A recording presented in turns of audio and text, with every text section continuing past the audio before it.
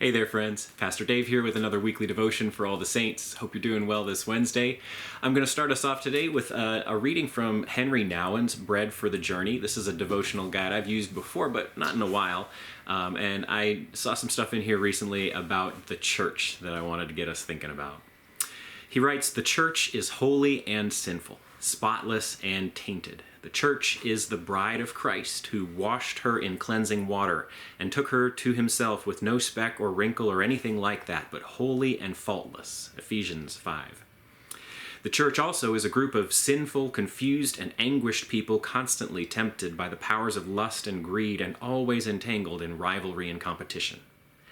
When we say that the church is a body, we refer not only to the holy and faultless body made Christ-like through baptism and Eucharist, but also to the broken bodies of all the people who are its members. Only when we keep both these ways of thinking and speaking together can we live in the church as true followers of Jesus. Saints, I wonder if you've ever heard people complain about the church, that it is broken, it is hypocritical, it is full of people who don't practice what they preach. It has leaders who are taking advantage of members, of structures. It has people who are misguided in theology, and so they are preaching sometimes hurtful and hateful things against other groups of people. Or in a historical sense, it has failed in big ways. Think about the Crusades, think about the Inquisition, think about the ways that churches supported slavery here in America. There are things that the church has done that really it ought not to have done. And so they come to the conclusion, I don't want to be part of the church. I don't want to be a member of an organization like that, that's responsible for all that pain and suffering and negativity. I wonder, when you hear that kind of thing being expressed, how do you respond?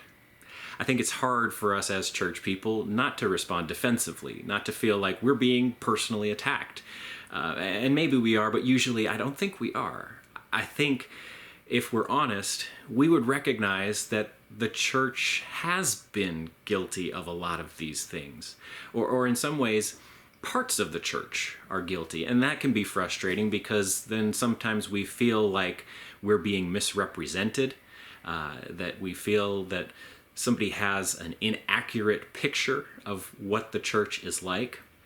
But the reality is that is their impression. So how do we respond to it? How do we show them something else?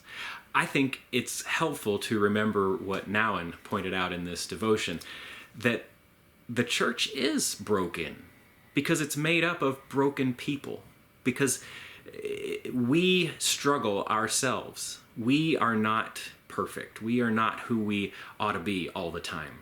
We fall short of God's call for ourselves, and as we make up this body of believers, we don't always do the things that we should do. We don't always say the things we should say. We don't always care for and love people in the way that we should. But at the same time, the church is not just our project. It's not just the creation of human beings. It's not something that we have developed all through our own effort and will to accomplish our own purposes. The church belongs to God. It is the bride of Christ, as Nouwen pointed out. It is God's project. It is God's vehicle for salvation to keep unfolding throughout the world. The church is the way that God has chosen to engage with creation at this point in the story. And that is a beautiful thing. And we are part of it, as broken and imperfect as we might be.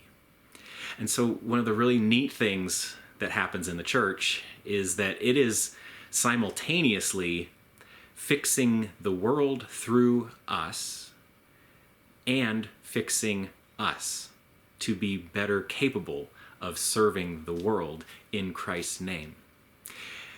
I know it's complicated, and it's maybe not all that satisfactory to someone who has seen bad things come out of the church.